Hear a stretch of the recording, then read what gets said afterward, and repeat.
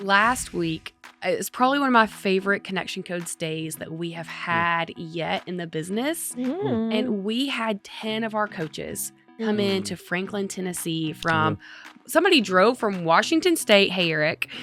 People came in from Texas, from North Carolina. They all were coming in to mastermind together and learn from each other of how to pursue this coaching career.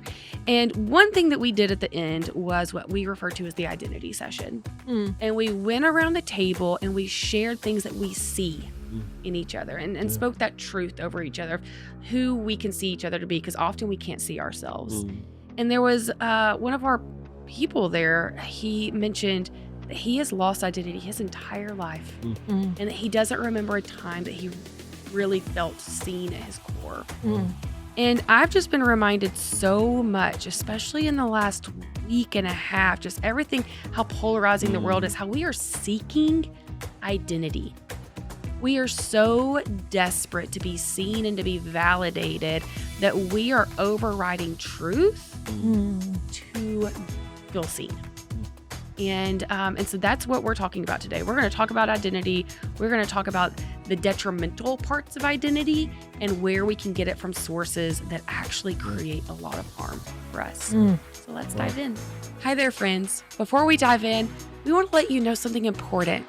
While this podcast does feature a marriage and family therapist, we are not your therapist. This is a space for informational and educational purposes only. We're here to have a deep conversation over coffee. If you find yourself feeling stuck or overwhelmed, we encourage you to reach out to a trusted therapist, counselor, coach in your area who can give you personalized support you deserve. Because let's be real, life is way too hard to go at it alone, and your emotions are way too valuable to ignore.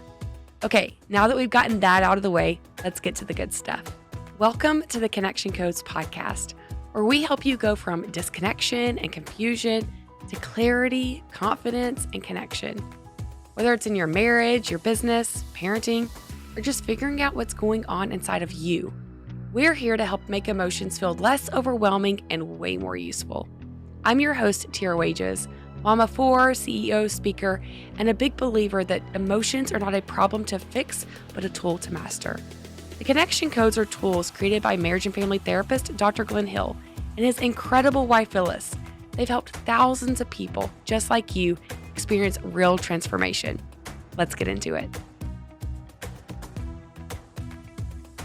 You know, with the Connection Codes, we say identity is the number one fundamental, foundational, most pressing human need, all the way back to the still face experiments. If you haven't ever watched that, go online. It's really easy to find. But when Dr. Tronick first started doing that research, the baby with the mother, initially it was the mom. So this isn't some random stranger. This is the other human that produced your life and has kept you alive for a year. That's truth. That's what is actually happening. And when the mom would go still face with the baby instantly got overwhelmed, noticed immediately, and then within 15, 20 seconds started getting agitated. Well, that doesn't make sense. The mom is still the same mother that she was a minute ago. The mom is still the same mother she was yesterday and last week and last month. The mother is still the same provider, is still the same safe place. But something happens in that few seconds where the baby gets lost and loses identity, loses the sense that I matter to her. And it doesn't matter that this is my biological mother. It doesn't matter what she's done in the past. It's right now in the present. So I think that's the human condition. I think we all experience that. And, you know, one of the slides and foundations is that when we lose identity, it's like losing oxygen. How desperate will you get in the next 30 seconds when you're being held underwater? What will you do? How violent will you become? How harmful to another will you become? I don't know. Each human's unique. So, you know, my great fear in the identity quest when people are not receiving identity is we end up in places doing things that we don't even believe in. We don't recommend them. And I get it with the still face experiments. It's a 1-year-old, but this 1-year-old doesn't want to be freaking out. This 1-year-old is not doing this on purpose to be difficult, to be unkind to her mom, but she can't help herself. And I would suggest, and again, we're responsible as adults for our behavior, but I would suggest the same thing is happening for people all over the world, when they lose identity, there's no telling what's going to happen in the next minute, 10 minutes, hour, day, week, month. And people end up doing idiotic things that they would never recommend that anybody do because they've lost identity. Wow. The concept of identity was a brand new concept whenever I started this connection coach journey. I remember it was the very first live module that y'all taught. And of course, I'd heard about emotions. We've all heard the word shame. We've all heard the word sad. And the only concept I'd ever heard the word identity attached to is our identity in Christ. I grew up in a faith-based home, went to church every Sunday, and that's what I attached it to. So this whole concept that identity is our sense of self. It is the answer to, will you go through the questions of like, what are we seeking when we seek identity? Yeah, just asking, do I exist? And again, going back to the still face experiment, this baby is sitting with her mom, and the mom suddenly goes still face, just blank. The mom's still there, didn't even move around the room. It's still the same spot, same distance. But the baby's saying, hey, do I exist? Do I exist to you? And the answer, though nonverbal, is no, not really. I'm not responding to you. You know, do I matter? Hey, Mom, do I matter to you? No, not really. And again, the mom's not trying to be a jerk. She's doing this science experiment, which might be considered unethical these days, 50 years later. I don't know. Because the baby gets pretty lit up. You know, do I have value and significance? And the baby very clearly gets the answer, no. I'm not even responding to you. I'm not smiling. I'm certainly not oohing. I'm not even present with you, even though I'm geographically present. And, you know, am I good enough for you? And the baby very clearly gets the answer, no, not. You're not worth my greeting. You're not worth my smile. You're not worth my presence. Well, we older babies, it doesn't matter how many birthdays you have, we experience it the exact same way. And if you don't believe that's true, the next time you go to work, church, walking, whatever, speak to someone and say, good morning, and watch what happens if they don't respond to you. Right. And you're not allowed to go key their car, but you instantly feel like, ooh, they didn't respond to, I said good morning, and they were just blank. They either didn't even look at me or they rolled their eyes. And again, you may not get violent, but you immediately feel this weird sense that, oh, I don't matter to them. I don't even exist to them. I don't have value and significance to them. Apparently, I'm not good enough for them. I spoke to them. They didn't speak to me. And that gets overwhelming real quickly. Okay, can you slow it down? Yeah, I want to reemphasize some of that. Can you just give the questions without all the... Do I exist? Okay. Do I exist to you? Do I matter? Do I matter to you? Do I have value and significance? Do I have value and significance to you? And am I good enough? Am I good enough for you? We talk about identity a lot in regards to relationships. And if I receive identity from Phyllis, or if I lose identity with Phyllis, and I think that we also reach a point where we're asking ourselves just these questions in general, not even thinking about another person standing there. We're like, do I exist? Do I matter? Do I matter to anybody? Do I have value? And when we reach that point where we are seeking out those answers, I think that's the point where we become so desperate to find a yes that we begin to ignore truth. Begin to seek out things that can be detrimental, because I don't know. Now Glenn, correct me if I'm wrong. I'm just like, I'm brainstorming here. That may not be the right word, but if I get so desperate, do I exist? Do I matter? At that point, I probably think pretty lowly of myself. I'm probably not someone with a ton of confidence, feeling like, I'm amazing. I've got this together. And so I have a belief system already at this point where just like embedded in that I don't even exist. I don't even matter.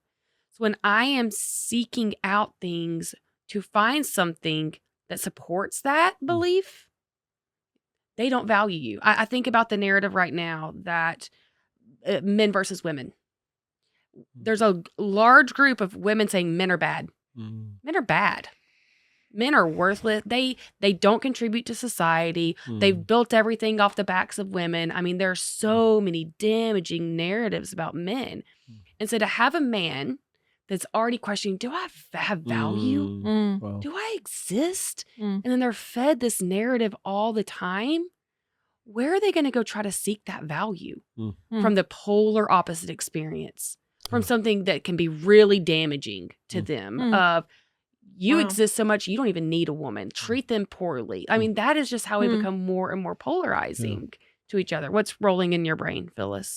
Well, I think backing it up, because I do believe if we lose ourselves, if we don't have the tools, which, we use the word tools a lot. Like we're so about the tools because we need tools. Yeah. And I think, okay, I just think of so many friends that I have who lose themselves in motherhood or in a season of life where even if, I can kind of run down the list. They marry, they become a stay-at-home mom. They then at some point decide to homeschool their kids. They devote all of that energy, and somewhere in all of that, they basically check out as a human. Like they forget to stay connected to themselves. They don't speak pain. They don't know how to even connect to the oh, what is happening for me? Yeah. Oh, I feel incredibly lonely. So they've lost, and then all of a sudden, those kids graduate and leave home, and they come to this realization of, I have no purpose anymore. Like, I don't know who I am. And I think it's almost, I love the way you just described it, as far as I think there's moments in our lives where we just go, I feel like I have no value. Yeah. I don't feel like I have a purpose. I don't feel like I exist. Like, does anyone know I'm alive? No. And I think, if you're listening today and you're going, oh my word, I need to pull over the car. Like, I think this is where I'm at. And I think sometimes it's even, I gave a narrative about, possibly a woman, but I think about even with men, where they've done the same job for so long and they're like, I hate my job, but I do it because I have fear of change. At this point in my life, I wouldn't know what I would do. Like, I'm just going to keep going to this job. I'm going to keep getting that one paycheck that I know is secure for me. But they begin to go, I don't think I exist. I don't think I have purpose. I don't think I have value.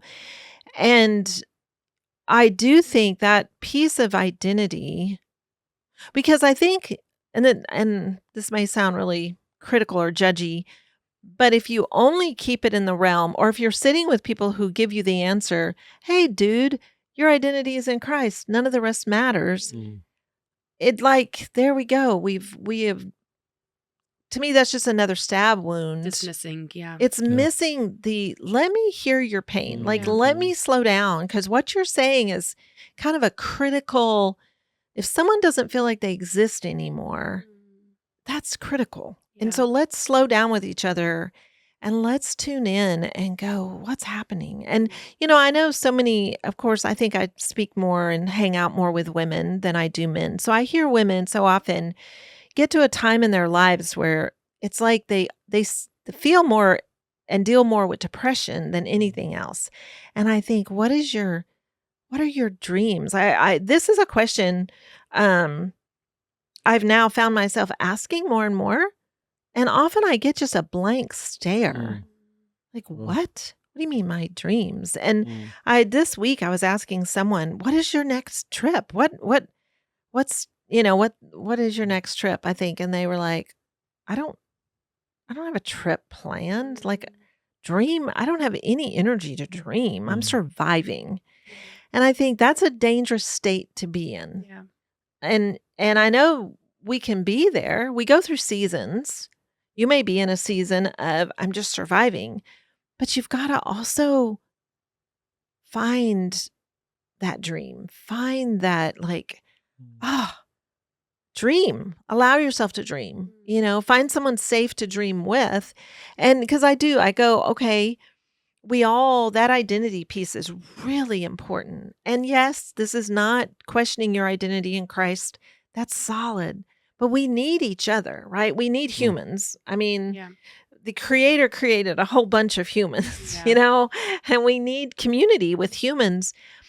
But if you're lost in it all, like you're trying to go, I don't know my purpose. I don't know who I am. I don't know. And then you go, what am I willing to do? Which is, I think, kind of the topic today.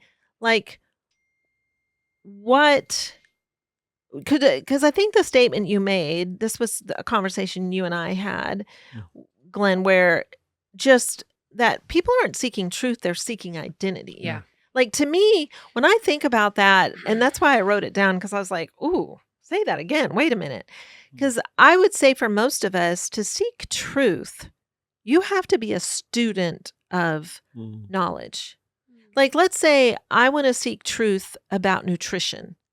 What does that mean? I have to listen, I have to read, I have to consume perhaps very conflicting information, and then I have to come to some conclusions to find a truth. And I think, how many of us are really going after truth? And so much, I would say for most of us, we go along with the crowd. We go along with, we don't even, Tera is we're always talking about current events. There's a lot of really bad information out there. Yeah. And it's like, what's it called? Are you fact seeking? Are you really going to go, is this true or not true? Like, we kind of, many of us are like, well, it was on Facebook, so it must be true. Or it was on Instagram, it must be true. And it's like, no, check your facts. Like, it may not be true at all. Yeah. And so I'm like, most of us just don't, we don't really seek really truth, but man, we're seeking identity. And so go back to what you were saying earlier about what that looks like for many of us, and that we find ourselves, when we're in a deficit, we go searching for it maybe in really bad places. Yeah. Because what I am seeing online is that it has very much become these like opposing narratives. The men versus women narrative, which is so damaging. The Christian versus every other religion narrative. And recently, especially over the last week and a half, it's been us versus them, good versus evil. And so we've categorized ourselves. If I'm in the us category, we are good. If I'm in the them category, they are evil. Yeah. And so when we look at our own identity, well, I'm obviously good. I'm in the us category. Oh man, but if I actually don't align with what that person is saying, does that make me evil? I've struggled with that. I processed with some girls yesterday that that narrative I saw on Facebook, a guy that I grew up with, that I went to church with. He was like, they are all against us. They are all. And I was like, ooh, who's they? Who is they? Am I they? And it's so incredibly damaging, because what we do in that situation is we're looking for narratives, our quote unquote truths, to support our own identity. I don't like this person. So when I'm scrolling and I see evidence to not like this person more, it actually doesn't matter if that evidence is real or not. It supports my narrative of my identity, of who I believe, what I show up. And that is an identity issue. Like, I exist. This is a part of my existence and beliefs. Like, our beliefs are very core to our identities as individuals. And so we are seeking things that support our narratives of what we know to be true, whether or not they actually are. Wow. Okay. So it's just kind of coming to me and bringing it like really personal in relationship, because I think about when you and I lose identity with each other, truth is almost like set aside in that moment. And, we had a big miss yesterday. And I think that there was such identity loss for you. And so it's like in that moment, or the many moments following, it's not that the actual verbiage, which you would call truth, matters even. It's like you lost identity. And so if I try to show up with logistics and say, well, I didn't say that, does that bring the identity right back to you? Say it louder so people know that you said no. No, it doesn't. No. And So let's dive into that a little more, because I think that, wow, that hits home. That hits home on maybe a daily basis of in relationship with people closest to you. We can be losing identity or gaining identity. Yeah. Yep. And where is the truth in that? As Yeah. far as, are we really looking for truth in those moments? Or are we looking for, I lost identity and I feel so much pain and hurt, and for the other to be able to recognize that reality for you, like that pain, that your loss of identity. If I give you all the facts according to my version of facts, that doesn't just automatically give you your identity back, or okay, great, I'm full again. Because it doesn't speak into what his version of truth is to support the identity of what he believes. So correct me if I'm wrong, Glenn. I'm picturing this moment in relationship, and one partner, we'll say Glenn, has lost identity. And Phyllis is like, but no, I did this and this and this, and I care about you and I love you. Well, right now, Glenn has lost identity. Do I exist? No. He would probably actually believe you more if you're like, Glenn, I think you're terrible. Because that then, when we are in pain, when we've lost identity, that's easy for us to believe. Yeah, you did this on purpose to me. You don't like me. Because that fits our internal, quote unquote, truth of the moment. Like I for years thought Wes didn't like me. He married me because that's what I believed to be true. And now we're way past that. I know he's obsessed with me, luckily. But I would have believed him if he said, yeah, I'm not attracted to you. I believe that because that supports my narrative of who I believe myself to be. Yeah. So what was the narrative yesterday and this morning? Well, just that I'm not doing enough. I'm not doing it adequately, sufficiently. Yeah. So, and more specific, like you used words like I'm a failure. What was the other word? Really strong. I'm not good enough. I'm a failure. And it, which of course for me is just devastating. And then I jump to, oh my word, that's not truth. That's not true. You're amazing. But in that moment, I didn't slow down. I didn't sit with him in the pain. It was more like, that was so ridiculous to me. Like, what? You're a failure? Just look at what your life's work has produced, right? And the list is endless. But in that moment, that's truth. And that truth is not helping at all, right? It's what is happening for him. And in that moment, he feels like a failure. And he says those words, Which are all identity words. Yeah. And I think typically the other, I'd say the vast majority of the time, the other resists the energy immediately and says, what? No, that's not true. The true part, that's not true. Wow. But truth is not really the issue there. Once somebody's lost identity, it can be as desperate as losing oxygen. In that moment, if somebody loses identity, truth, quote unquote, truth is irrelevant. The facts, the figures, the content, the information, the logistics are irrelevant because they've lost identity. And our tendency is to immediately resist. We were sitting with a couple a while back, and he had said something, I don't remember what it was, but her instant response was, and what's the lie you're believing in that? Wow. And he got lit up, and they went to war. And she, from I believe, a very good heart, very good intention, I'm not judging her, she thought she was helping him. Wow. And of course, Phyllis and I, as their coaches, are watching them. I'm like, we need a fire extinguisher because something's about to catch on fire. And and we talked about it, that this is what she has learned in her church setting, her church circle, is that that's what you do. You call people back to truth, And so when her husband said whatever he said, she immediately was like, oh, I'm going to call him back to truth. I'm going to call him back to truth. I'm going to call out the lie. And I asked her after it settled a little, I said, I'm just curious, did you feel like that just worked? And she said, no. I said, did did it work the last time you did it? And she said, no. I said, do you think it'll work the next time you do it?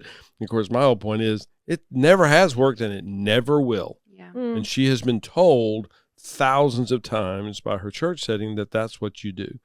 You nail people down to truth. And then eventually, I guess, by the time they're 85, you will have dragged them to truth. Yeah. And then they'll be okay. And it's not true because they've lost so much identity. And people do give up. They just finally just like, oh, forget it. I won't even engage with you anymore. And then sometimes the other things, there, finally I convinced them. No, you didn't. They just gave up.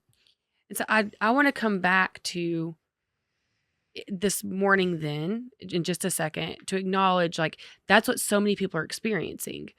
We lose identity again and again and again. And so then we are seeking out identity from these external sources. And it looks different for everybody, you know, where they can get their identity from.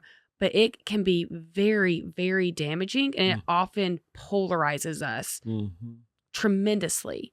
So in that, Glenn, okay, you didn't need Phyllis to then tell you all of your credentials, all of your accolades.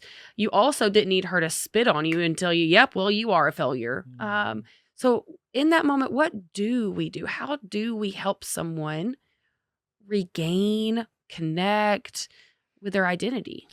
Yeah, that's why I always talk about the ooh is always the right response. I always say, if nothing else, the ooh buys you time. Just extra oohs where you're like, oh, shoot, dang, wow, that's a lot.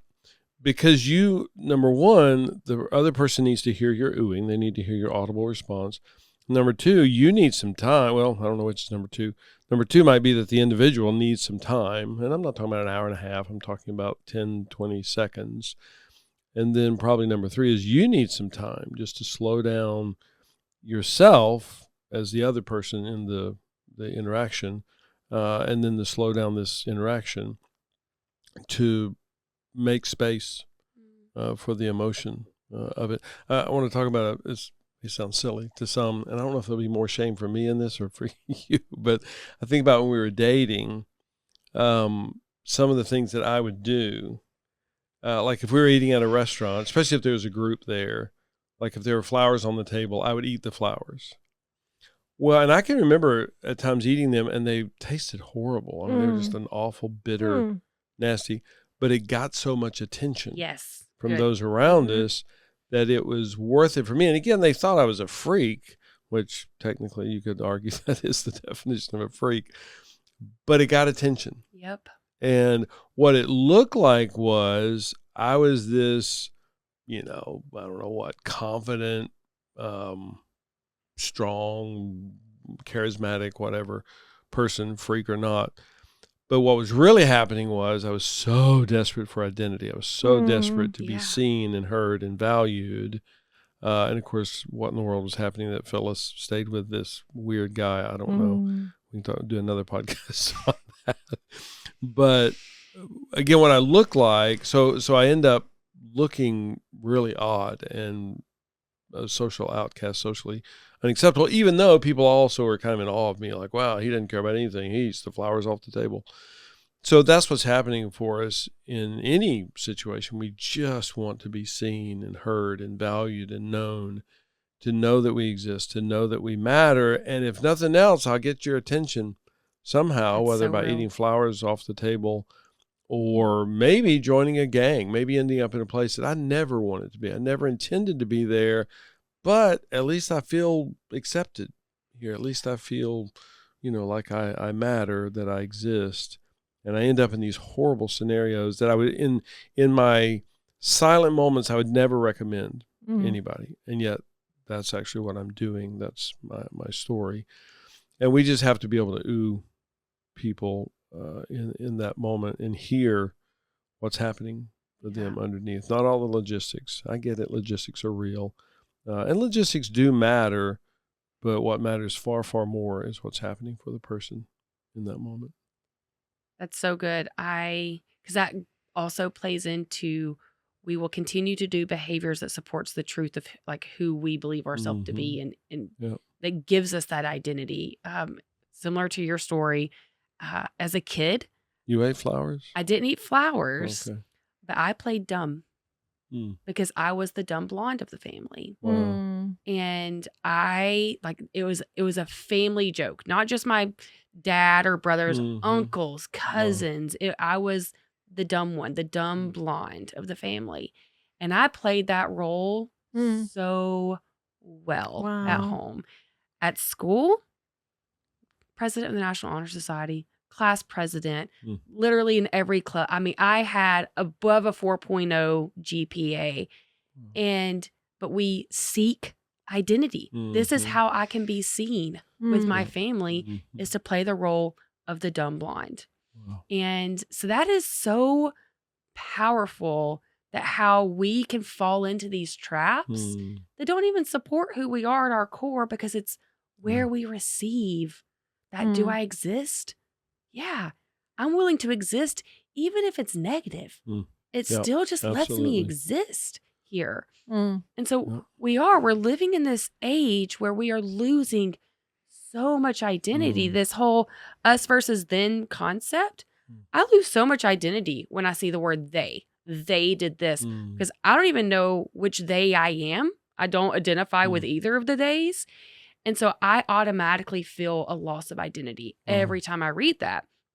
And so there are other people that are also getting these like polarizing messages that they're going to become something. I'm going to become something just so I am a part, just so I am seen, just so I am heard, just so I exist to a group of people. So I'm not alone out here in this Ethernet, this crazy town that we've created for ourselves. And in that, what I was sharing with girlfriends yesterday, I've just really realized, both with our coaches last week and then seeing this narrative online, that our words, and this is what I said to, I'm like, our words, dude, we have the power of life and death in our words. Like, we have the power to let someone know you exist to me.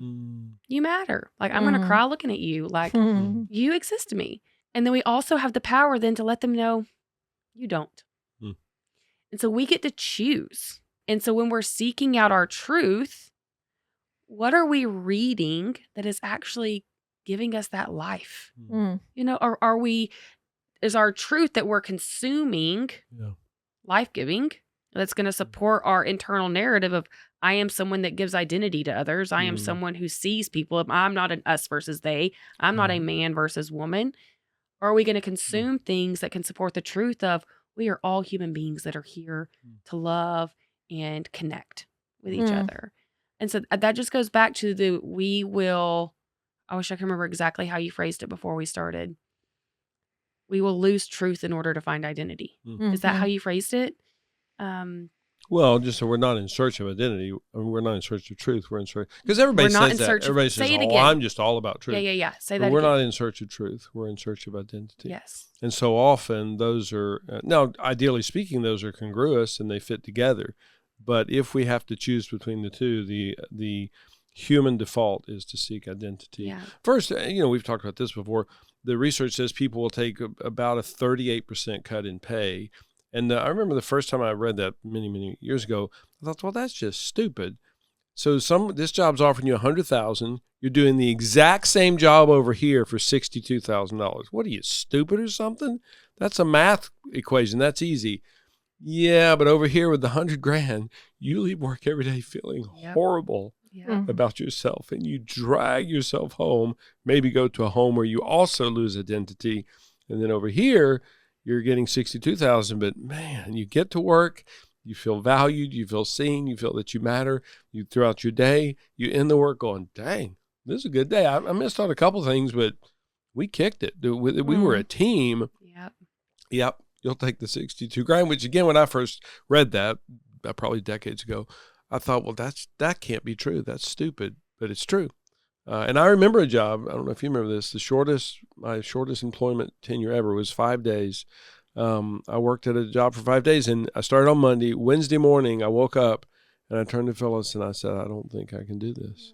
And I'm not mad at Italians, but I was working for a bunch of old Italian guys in Boston, and they all spoke Italian, and I didn't. So they would speak Italian all day long, and then they'd just yell at me because I didn't understand what they were saying. They had really strong accents. and their English, they spoke English, but I couldn't understand them so often. And then they just cussed me out. And by 2 days, by Wednesday morning, I was just like, I don't know if I can do this. And I lasted 5 days. Wow. Before I quit. Yeah. And I was making decent money for where I was and what I was doing at that time. And I was like, I can't do it. To create a culture where your team wants to stay and you're supporting their, not just their like physical livelihoods, but their who they are as people. We ran, as y'all know, a small company based in Florence, Alabama, and we were poor. Wes and I started that company as I was 21 years old and never could pay a high salary. I wrote a thank you note on every paycheck that every team member ever got. Wow. Every 2 weeks, they got a handwritten note from me of what I saw that they did during that 2 week, a project they completed or a task or anything. And the only reason anybody ever left was because they moved or got married, something like that. And I got a text message from one of them last week of just, hey, it's my anniversary of working with y'all. It's been 2 years since he's worked with us. We don't do that anymore. And the impact that we have the power to make on human beings changes everything. It changes everything.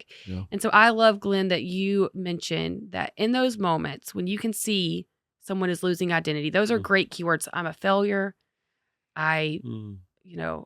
Not good enough. Any of that type of language is definitely like, that's actually an easy clue in. That's okay, for sure that person's lost. But oohing them, just holding that space for them. Phyllis, I think recently you and I were having a conversation and you were sharing with me about a pain or identity loss you were having. And I hope I did an okay job oohing you, but I think I oohed you for a bit and you just shared and I sat in it. And I don't remember if I asked you like what you needed at the end, but I remember at some point saying, do you mind if I share what I see? Do you mind? And I waited. It was at the very end. You have to get it all the way through. But do you mind if I tell you what I see? And so we do have an opportunity to share and to speak identity, but timing is everything there. Glenn needed to get through. Right. Yeah, it's after the emotion is processed, because otherwise you can just go talk to a tree. You'll accomplish just as much. Well, it's just the standard connection codes 101 science. When the limbic system is flooded, it's irrelevant. It doesn't matter what you say. It doesn't matter how loud you say it, how strongly you say it. It doesn't matter. Some other research I read a long time ago, which, and for the record, one of my degrees is in business management, which is slightly humorous because I can't run a lemonade stand. But nonetheless, I have the book knowledge. And it's just fascinating that, and I'm still intrigued by this, but the research says that having a trained employee, having someone who's working for you, and losing them can cost you up to 1 year's salaries worth having to start over. So you have this person who's fully trained, they're doing their job, and then you treat them like crap and they leave. Yeah. That just costs you, again, whatever the salary range is, that just costs you $50,000. Wow. What? That sounds impossible. And that's the reason we do the business work we do. It's like, and some businesses, most don't, but some businesses are like, we'll spend the money. We'll spend the money on the training to keep our people. Yeah. Because we can't afford not to. Because, a lot of people are like, what? I can't afford to do all this business training. No, you can't afford not to. Because if you lose that person because they're losing identity, that just cost you $50,000. What would it have been worth to get Tera to come in and do a workshop for you where that didn't happen? And she won't charge you $50,000 for a day workshop. So I won't yet. I don't want to undervalue you. Yeah, exactly. Well, I want to go back before we run out of time, before we do the core emotion wheel, all the things. I want to go back to our miss yesterday where you lost so much identity. And, got to that place of just verbalizing over many times throughout the day that idea or that strong feeling, I'm a failure. I don't get enough done. And I missed with you over and over. How can you share how I missed with you over and over? If you're in your car listening, we may have just had a really weird jump cut because we dove into the conflict that Phyllis mentioned earlier in what happened yesterday with Dr. Glenn and Phyllis and what role identity played into that. And honestly, it was so good that we've decided to make that all of next week's podcast. And so we were like, oh man, we want to finish this one and finish it well, because this podcast is so powerful in what we as a country and as a world are going through right now. And that is that people are in search of identity. They're in search of identity over truth. That we will ignore any, like, if something is actually based in fact, if it feeds into who we believe that we are as people, or who my group of people is as people, and how damaging that is, and the narrative that has created, where we are now living in a world of us versus them, and good. We've changed the label now in the last 7 days to good versus evil. Now one group identifies as good and one group identifies as evil, but you know what's scary? They both didn't think that they're the good, and they are. Let's be honest. You know, we just aren't holding space to get curious with each other and to give identity to each other. Instead, by pointing the finger, every time we point the finger, we are stripping someone. We're telling someone who they are. I realized this with my kids. If I tell my kid, you are so loud, you know what that kid is going to act like tomorrow? They're going to be loud. They're going to be a dumb blonde. They're going to eat flowers. We tell each other who we are. So guess what? I'm getting mad and I'm getting on a tangent. If I sit here and say, you're evil, you are evil, who are you going to be? Wow. Like, honestly, who are we going to be? Wow. Don't tell me I'm evil. I don't want to be evil. But no matter, if I believe no matter what I do, you're going to perceive me as evil, I try. Wow. And so I just want to give a call to our people, to our community, this community of humans that are choosing connection. Because none of us are perfect, and it is so easy to fall into this trap of us versus them. It is so easy to instead realize our words have the power of life and death. Yeah. Yeah. And that we have the power to tell someone who they are. And my friend that believes something polar opposite from me, who I have, I can choose to speak, you are good. I know you are good. You know, on paper, we check different boxes when we do things, but you are good. So now when I see that friend, I will see them through a lens of goodness. And that is how we connect. And I can speak that over them. And so I felt this so heavily in my spirit over the last week, because I don't want to raise my kids in a world that we're telling them that they're evil. I don't want my boys to believe that they're bad because they were born boys. Right. You know? Right. I don't want, my kids to think that because their parents support certain policies that they're evil. Yeah. I think that we're on a very, very dangerous, slippery slope right now. And our community has the power to change that narrative. I believe that. I wouldn't be here if I didn't. And I think I believe that the most because it's changed me. Wow. Yeah. I flip-flopped. Back in the day, I thought, you're bad. If you do this action, you're a bad person. I labeled people so intensely. Wow. And then I flipped the totally opposite way, It's like, oh, if you don't support this person doing this thing, then you're bad. And now I just realize, like, we're all having an experience. And that when I can find out what your core is, what led you to that action, these young boys that are, falling into these dark holes on the internet and acting out horribly. We can't heal things until we can find out what happened to them. Otherwise, another boy's going to fall into the exact same place, or girl, just to be clear, it's going to fall into the exact same place. So yeah, I feel so passionate about this, and I feel strongly about it specifically for the Connection Codes community because we believe differently around here. Yeah. And that's my favorite thing, Glenn. Every time you say that, we are not pathologizing humans. even today, we were sitting here recording all these videos and you're like, no, I'm not placing judgment on that. And we just said something was difficult. You're like, no, we're not going to place judgment. We don't place judgment here. We're here to be curious about you. And so we are going to close this episode out by doing the core emotion wheel. And and then we'll go from there. So I think we said that I'm doing the wheel. A little fear in that.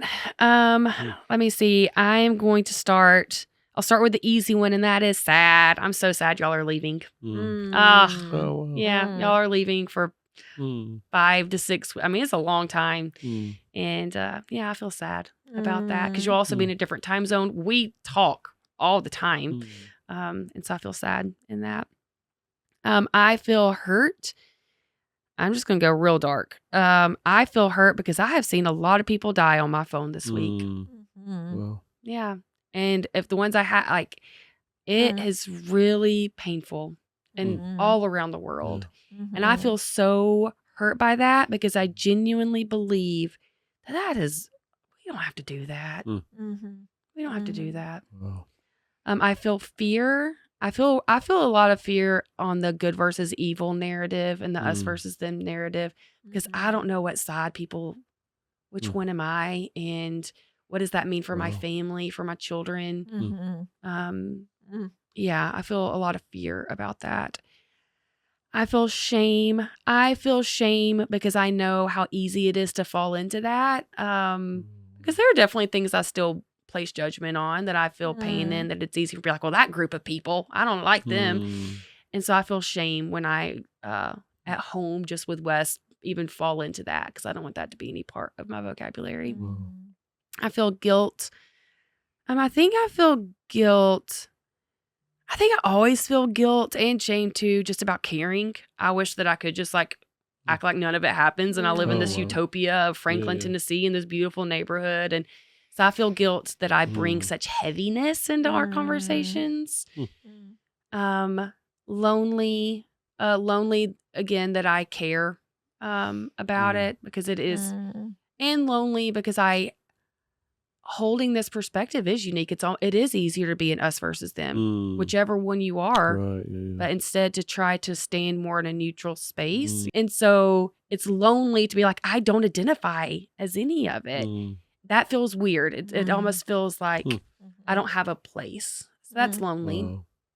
Wow. What am I missing? I know anger. Yeah, anger that we've created this whole system. You talk a lot about society and all the systems we've created. Yeah. And we've done a lot of damage to each other over these systems. And then joy, so much joy, because I have hope in these tools. I have hope that, even if we can't impact 8 billion people in time, that we can impact our community around us, that I can have a beautiful conversation with 8 women yesterday that believe all different things. We can see each other and connect deeply. So just so much joy in that. So that is me. Guilt that I went over 2 minutes. I recognize that. But yeah, I would encourage you as our listeners and community to really just search your own heart in it. And where is your identity? Where are you seeking that? Are you able to still be curious and not just take things at face value of, oh, this person said this thing, so that is now truth. And just because it feeds your identity. So yeah, search your heart. Or do you ever find yourself with that mentality? And what happens for you in that? And yeah, where does that what emotion are you feeling when that arises? When you start to think of the us versus them, are you feeling fear? Is that coming from a place of fear? Is it coming from a place of shame? Get to that core. I would encourage you to really get to that unprocessed emotion of what's firing in that moment. Yeah. And then also just recognize that everybody has an experience and we don't get to see them often. We don't get to see these little kids' experience around the world that are at war with each other. We don't get to see what happened that led to that moment, or these boys in our country, or these girls that are seeking identity. We don't get to see. Right. And so recognizing that. And then I also lastly just want to speak into you and give you identity that you found something. You have. And you have the power to speak life to people. I have a lot of fear that I'm like now sound preachy, but like you have the power to speak life. You have the power. You get to do that over your husband, over your children, your wife, your parents, your coworkers, and when you're on your phone, the world. And so I just have so much joy that I get to share this life with you specifically, with our community that has that. So if you are like, how do I even begin this work to get curious about myself? My friend sent me this podcast because she knows I care about what's happening right now, or he cares about what's happening right now.